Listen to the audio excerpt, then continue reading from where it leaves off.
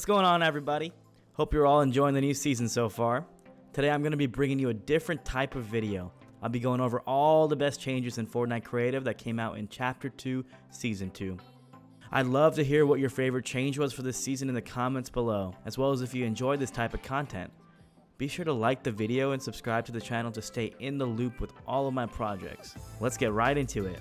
So I'm going to load up a creative island to show you firsthand what kind of neat stuff came with the update. We'll start with all the new islands and galleries and move on to the incredible quality of life changes that they added to make all of our lives easier when using creative. As you can see, Epic added 3 brand new islands you can build on. 2 of these are specifically for Creative Hub submission. These are the Grid Hub Island and the Floating Hub Island.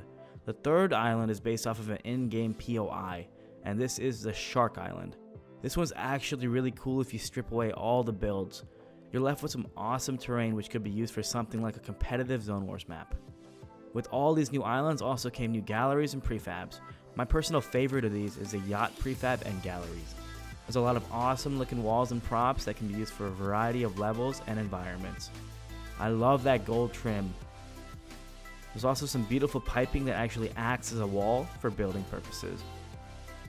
Also, you now have the ability to easily make event transportation system to add some depth to puzzle and adventure maps. There's even an interactable event cover that you can open, and much more in the yacht galleries. They also added some new Shark Cove galleries and terrain, which comes with new walls, floors, and ramps, as well as some new boats, some really neat rugs, artwork, and a whole lot more that you can see for yourself. The new Shark Rock gallery looks amazing when used as an entrance to a private dock. This next thing may not be on the galleries, but if you go into the Shark Island itself, there's some cool new rocks with a purple tint that you can copy into other maps. The last big thing with galleries would be that they added a lot more road signs in Street Gallery A. They added RVs you can actually go inside in the variant Car Gallery B. Now, moving on to the crazy quality of life changes that came with the update. We'll start with the search button, something that we've been looking for over a year, and it feels so amazing to see it actually become a reality. This is going to make it substantially easier to find specific assets or devices, and is a great quality of life change for creative as a whole. The days of scrolling around and looking through pages and pages for a gallery or prefab are over. This search function even works for consumables and weapons too. The next thing is the channel browser. If you consider yourself a Fortnite creative mechanic, then it's time to celebrate. The channel browser feature automatically tracks every single channel's inputs and outputs, as well as lists any devices using those channels in an easy to read menu. Yellow signifies outputs and white signifies inputs. But wait, that's not all. This next part's gonna blow your mind. You can actually teleport to specific devices on these lists to easily change the settings for them. Or if you happen to misplace a device at any time, you can just simply find it in the menu and teleport to it. This is some next level stuff and probably the change I am most excited about in this update. If you use up all 75 channels like I often do, this is going to change your life for the better. Another incredible decision by the creative team was to remove the BR Island from creative. You may not know it, but having the BR Island rendered in the background and in viewing distance from your creative island would absolutely destroy your frames when looking directly at it. Now that it's not rendered off in the distance, my frames in creative have never been better. The next change is that a lot of devices and trigger signals are going to be a lot more consistent from now on. These next sentences are word per word directly from the patch notes. Fixed an issue where triggers and music notes would not properly trigger while inside the volume of a sequencer device. And fixed an issue where triggers will be triggered earlier than expected by the sequencer device, as well as fixed an issue where the times can trigger and transmit every X trigger settings would not increment correctly when using a sequencer device.